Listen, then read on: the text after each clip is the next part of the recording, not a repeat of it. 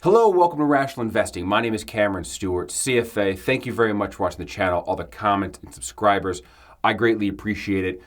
This channel is dedicated to the rational cash flow investor, where we look for the hard cash money that companies throw off, try to put a guess at what we think the business is going to look at going forward, and what we could earn if we bought the company today and held it for a 10-year period of time. And this week up, Altria Group, the giant cigarette company. They own Marlboro, they own Copenhagen smokeless tobacco, they own Juul. They also have an investment in Kronos, the weed marijuana company. I reviewed this stock last year, January of 2021, where I forecast a very strong IRR for this stock. And if you had bought it at that point and looked at it today, you'd be up 35% in a market that is absolutely tanked as everyone is seeking safety. One thing a member of our cash flow community had pointed out, he quoted a Warren Buffett that says the reason he likes cigarette companies is that, quote, they cost a penny to make, they sell for $1, they're addictive, and they have tremendous brand loyalty. That's a Warren Buffett special quote from Eric at the Cash Flow Club. Thank you guys for all that support. But up this week is Altria Group. Let's go ahead and dive right into the numbers. Ready? Let's get to work. The first thing you need to do when you're looking at investment is always read the 10K. Print it out, get yourself a whiskey or a coffee, get a nice comfy chair, and just start reading. That is the true black and white, no sales pitch, nuts and bolts of a business, and you must read it and understand it for every single investment you have every single year.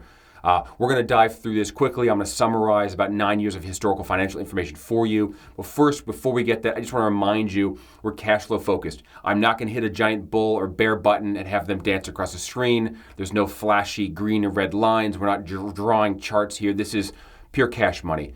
That's what we're going to look at. That's what we're going to dive into. All right, let's review the 5 key attributes that we use as a guidepost when we're considering any investment. That would be number 1, top line revenue growth. We want a company that can grow top line. Number 2, earnings growth. We use EBITDA, enterprise level earnings must be growing. Number 3, strong free cash flow. Absolutely, it's a hallmark. Number 4, low debt. We want less than 3 times debt to EBITDA. And number 5, well priced. Now we want a well priced stock, which is somewhat subjective, right?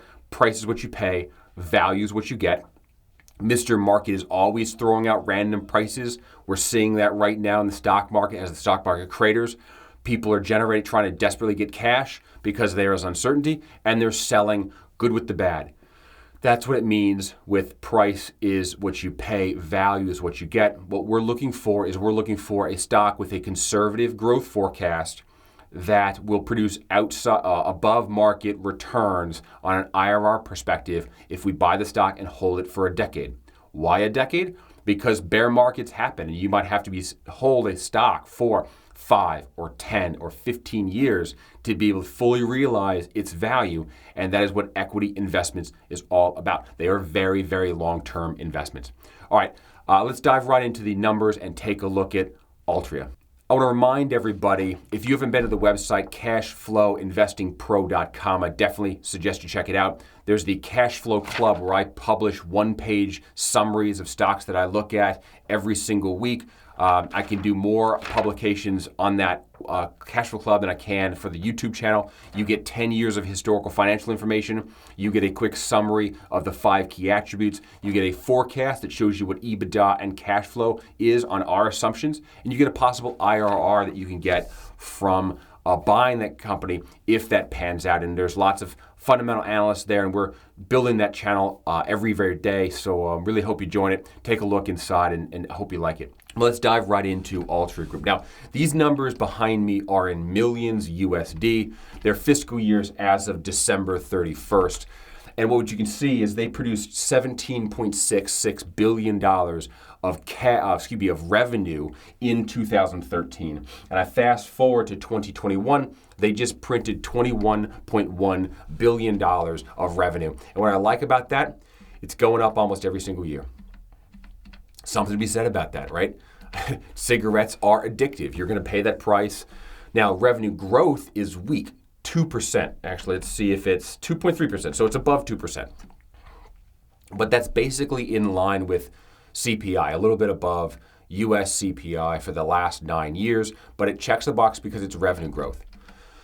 EBITDA, remember, earnings before interest, tax, depreciation, and amortization. Is it meant to be cash flow? No, absolutely. We're going to look at cash flow in a second. This is a proxy for enterprise level earnings. It does not have the equity investment in Juul, or it doesn't have write-downs in it. It doesn't have some of the noise that can happen in companies.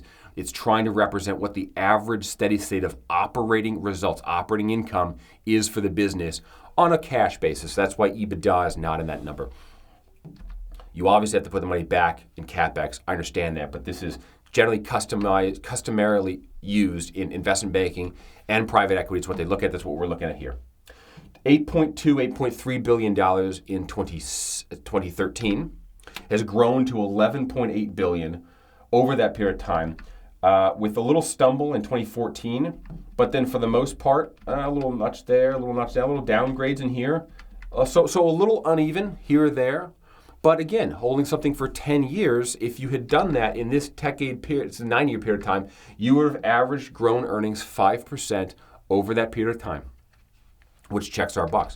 Let's take a look at enterprise value. Now, what is enterprise value? Enterprise value is the entire company. I want to caution you, when people talk about stock trading and they're showing charts of dips and Fibonacci charts and handles and all that garbage, they're looking at just the market cap.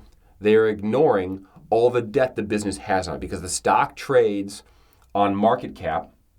It has no information on it that tells you if the company has too much debt or not. And that's why you want to look at enterprise value. Enterprise value is the sum of debt and market cap. Debt for the business, $16.88 billion, has grown to $29 billion. That is roughly a doubling of debt over that period of time.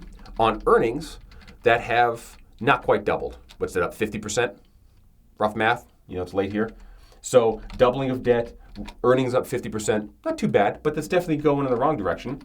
Market cap is raised basically flat, $76 billion to $68 billion, which means the market multiple should be coming down. But we'll get there in a second. Enterprise value, slight increase basically on the back of increased debt. $93 billion to $116 billion over this time period. Now, the first thing I want to tackle is tackle debt. Net debt to EBITDA. What does this mean? This is our risk of bankruptcy, right? We're going into a financial decline. If we get into a recession, what happens? Interest rates are going to go up, means debt that companies have on their balance sheet is more expensive. More expensive debt means greater interest payment.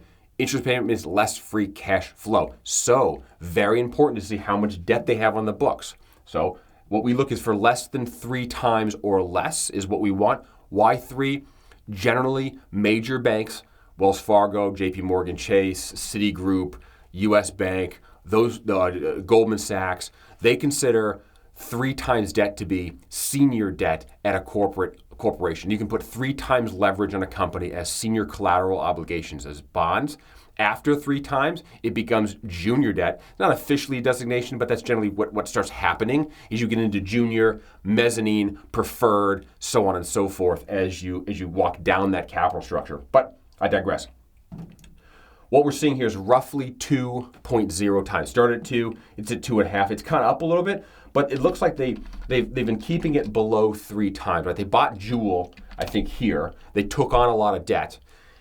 And they spent the time to buy that debt down, which is what we want to see. We want to see a company that's paying debt down over time. They were doing that. So that checks the box for debt for us.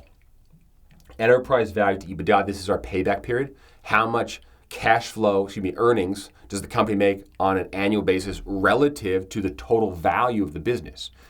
Here, it's traded as a high of almost 16 times and at a low of 10. So I think what happened is it was trading up into the purchase of Juul, as everyone would have thought this was the greatest thing, the Kronos investment, the Juul, and then when those didn't pan out, right, they've made large write-downs of those acquisitions. I think Juul was valued at $12 billion.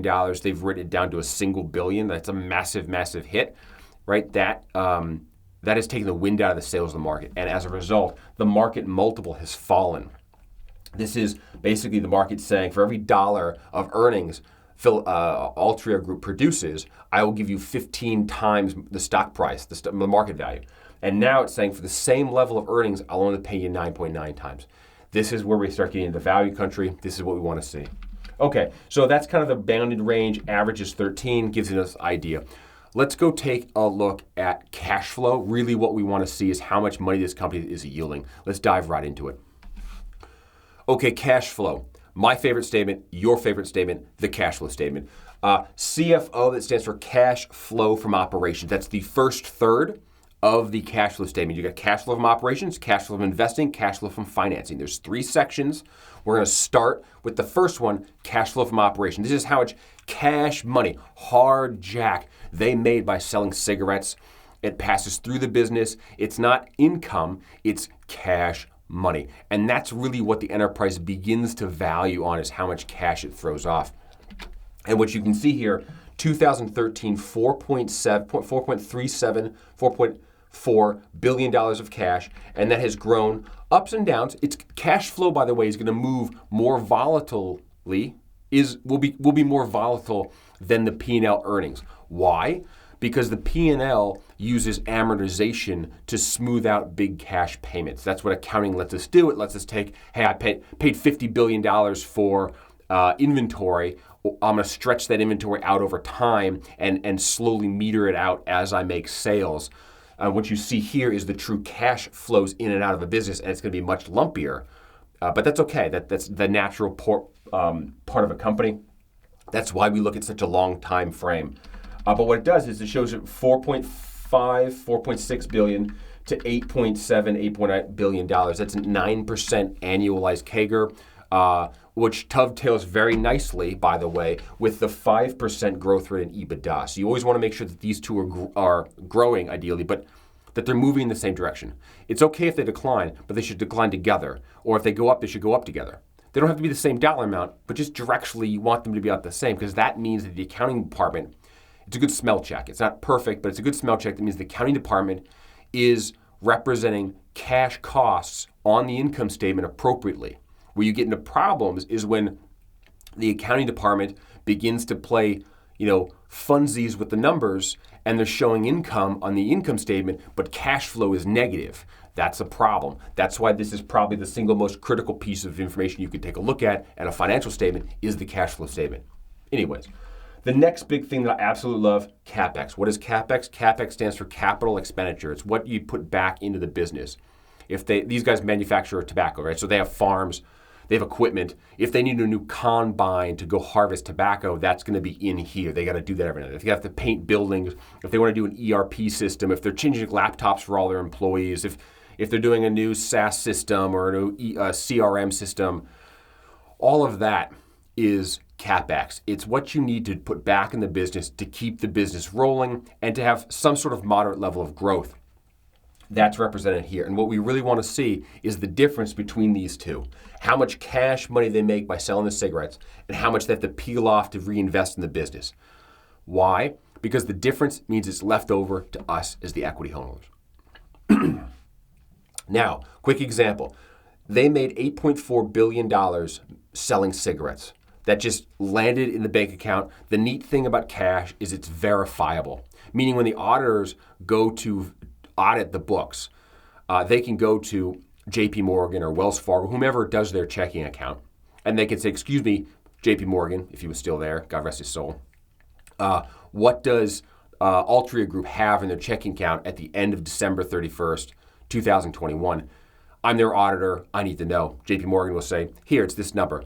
And you get a third party that's verifying a quantifiable number, and it's very easy. Much different than the income statement, which is subjective to management's interpretation of sales, amortization schedules, when they recognize costs, when they put it off. There's some things they can do to change the income statement.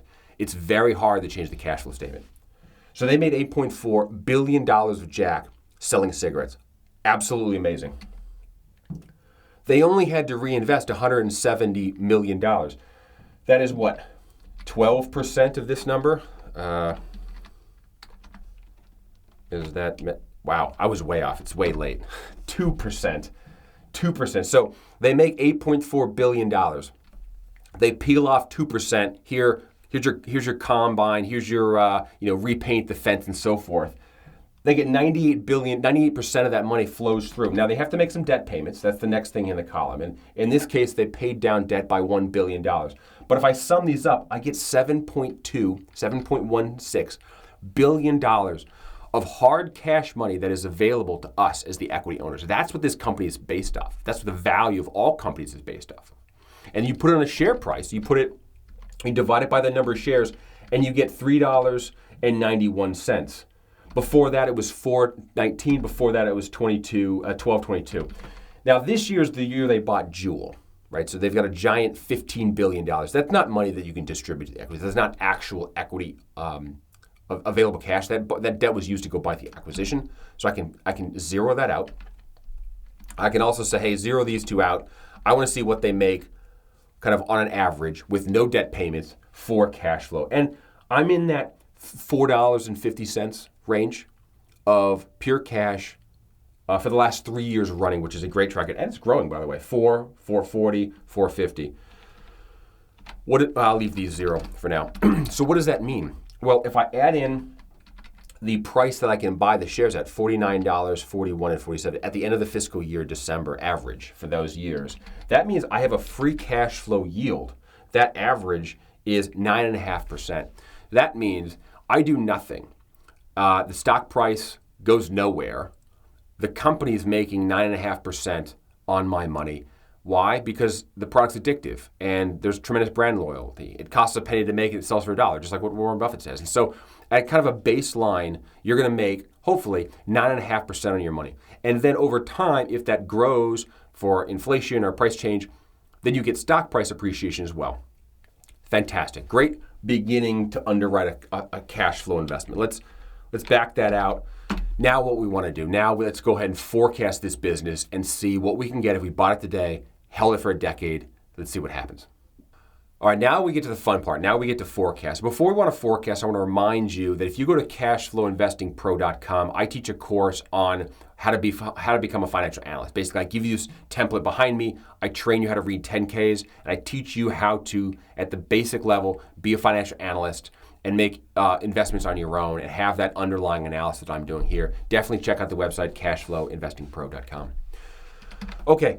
EBITDA, $12 billion. I'm growing at 4.5% year over year from last year's EBITDA. This year, it was 5% long-term average. I brought it down a little bit.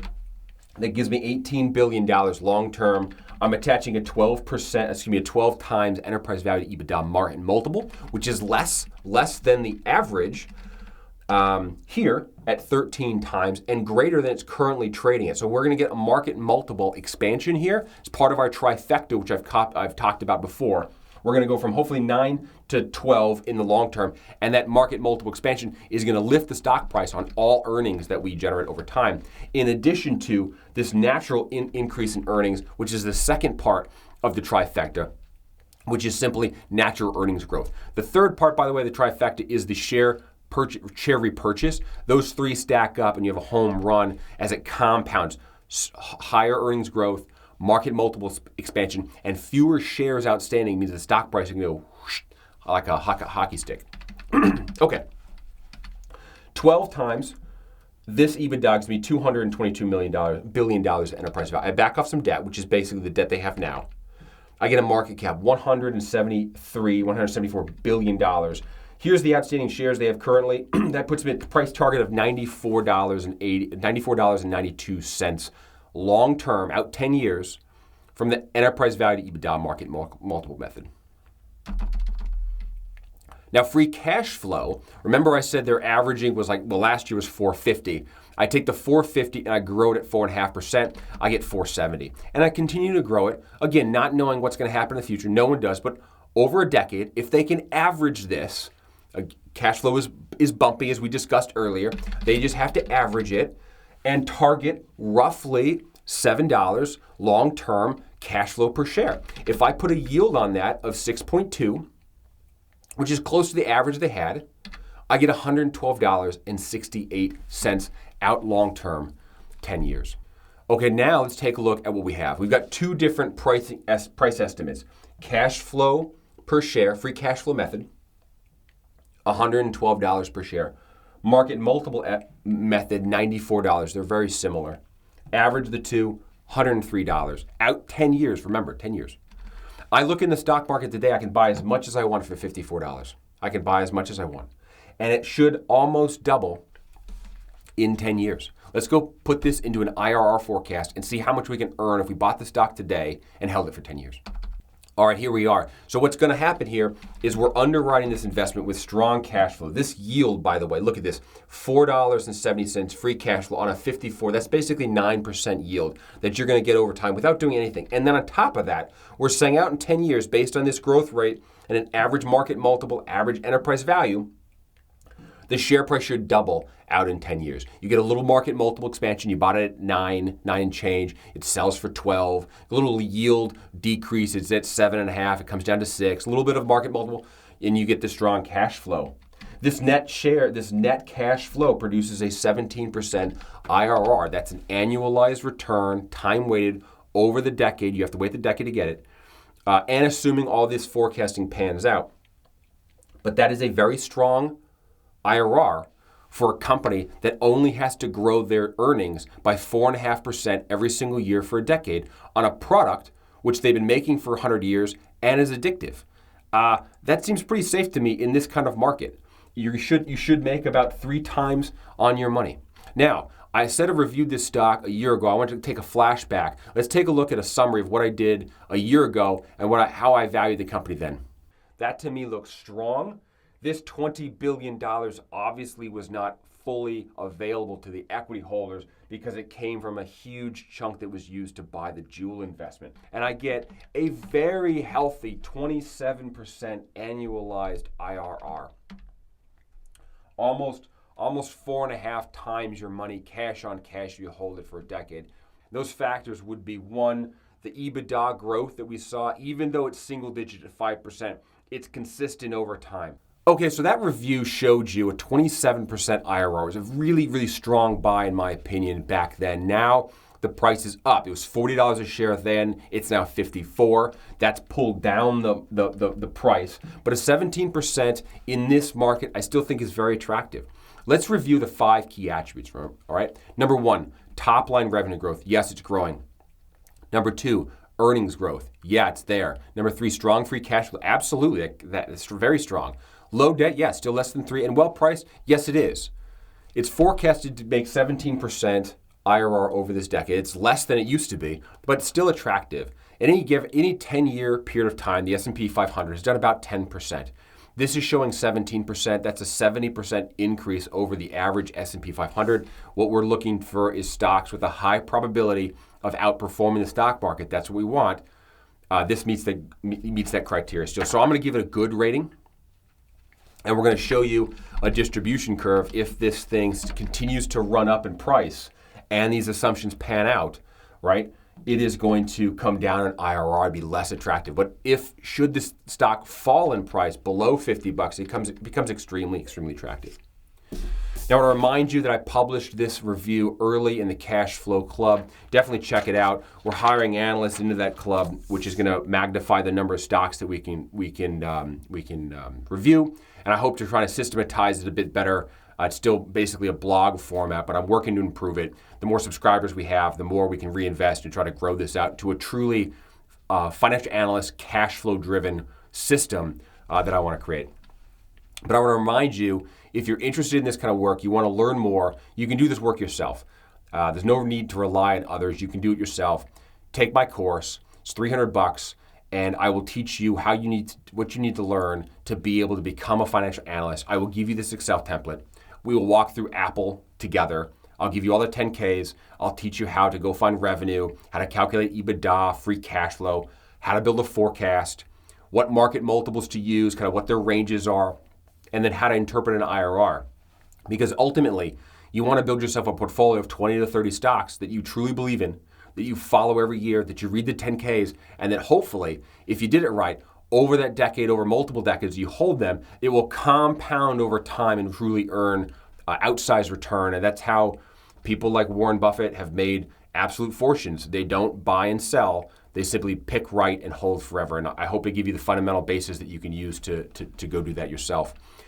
Again, Thank you very much for watching the channel. I greatly appreciate all the comments and subscribers. If you want to see other stocks that I've reviewed in the past, check out the two. They should pop up on either side here, and you'll be able to check those stocks out. Hit the like or subscribe button. I really do appreciate that. Throw me a comment what you'd like to see next. I'm happy to review it.